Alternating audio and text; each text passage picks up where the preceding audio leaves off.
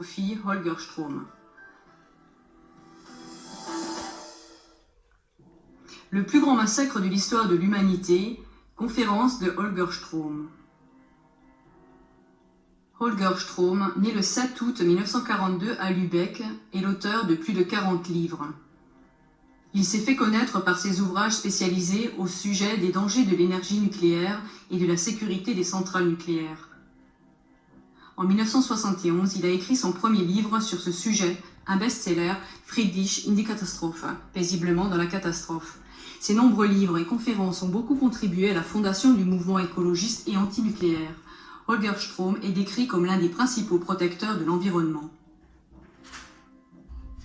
Il a étudié l'ingénierie de production, la gestion d'entreprise, la communication d'entreprise, la psychologie d'entreprise et des sciences de l'éducation.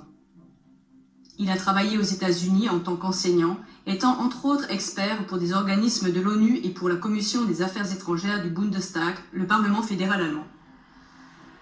Il a reçu la médaille du mérite de l'Ordre de la République fédérale d'Allemagne et la médaille internationale pour la protection de l'environnement.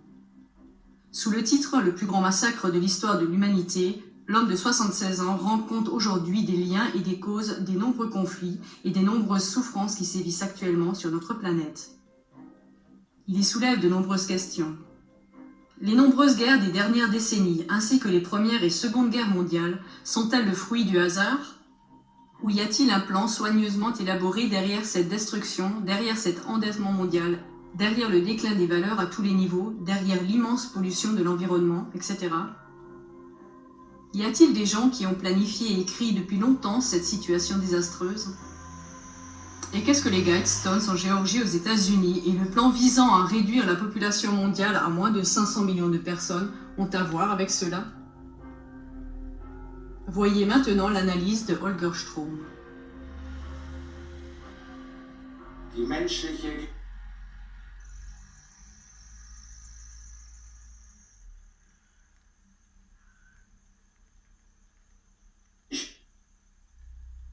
se trouve une plaque, autour de laquelle se regroupent 4 autres plaques en forme d'étoiles, qui sont alignées d'après le Soleil et la Lune et certaines étoiles. Sur celle-ci se trouvent les 10 commandements du nouvel ordre mondial en 8 langues modernes et 4 anciennes. On prétend que les choses écrites sont inoffensives. Ça en donne l'impression, du moins si on le lit avec la raison. Mais si on regarde plus loin, on ne peut être qu'horrifié.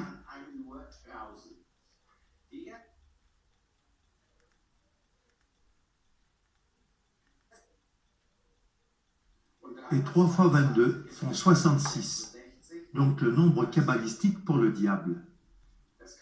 De plus, il y a beaucoup de messages cachés sur ce monument occulte.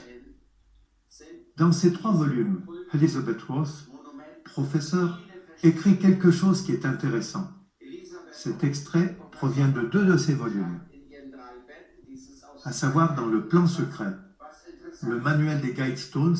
Là, elle dit entre autres: nous mettrons en place un système monétaire qui les fera prisonniers pour toujours et qui mettra leurs enfants en faute et en dette. Nous concentrerons leur attention sur l'argent et les biens matériels, afin que beaucoup ne se connectent jamais à leur moi intérieur. Nous utiliserons des métaux mous, des accélérateurs de vieillissement et des tranquillisants dans les aliments et l'eau, et aussi dans l'air. Les métaux les mèneront à ce qu'ils perdent leur intelligence. Il s'agit donc de l'aluminium, du cuivre, etc., à travers les chemtrails. Nous promettons de trouver un antidote dans nos nombreux domaines, et nous les nourrirons avec plus de poison. Les toxines seront absorbées par leur peau et leur bouche, détruisant leur cerveau et leur système reproducteur. Les toxines seront cachées dans tout ce qui les entoure, dans ce qu'ils boivent, mangent, respirent et portent. Avec des images amusantes et des musiques, on leur apprendra que les poisons sont bons. Lorsque les femmes accoucheront, nous injecterons des toxines dans le sang de leurs enfants et nous les convaincrons que c'est pour les aider. On commencera le plus tôt possible quand leurs cerveaux seront encore jeunes. Nous prendrons leurs enfants avec ce qu'ils aiment, le sucré. Quand leur capacité d'apprendre aura été réduite, nous créerons des médicaments qui les rendront encore plus malades et qui causeront d'autres maladies, pour lesquelles nous créerons encore plus de médicaments. Nous utiliserons notre pouvoir pour les rendre dociles et faibles. Ils grandiront en étant déprimés, lents et en surpoids. Nous les distrairons avec l'impudicité, les plaisirs et les jeux. Ils feront ce que nous leur dirons. S'ils s'opposent, nous trouverons des moyens d'utiliser dans leur vie des technologies qui changent la conscience. Nous utiliserons la peur comme notre arme. Nous construirons leur gouvernement en établissant des animosités en leur sein. Nous aurons les deux côtés.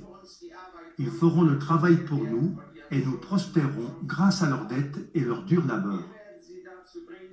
Si ça nous plaît, nous les ferons s'entretuer.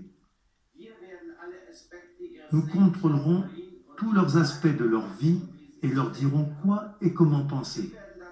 Ils seront occupés à s'entretuer jusqu'à ce que notre but ultime soit atteint. Nous continuerons à les faire vivre dans la peur et la colère par rapport à l'image et le son, et ainsi de suite.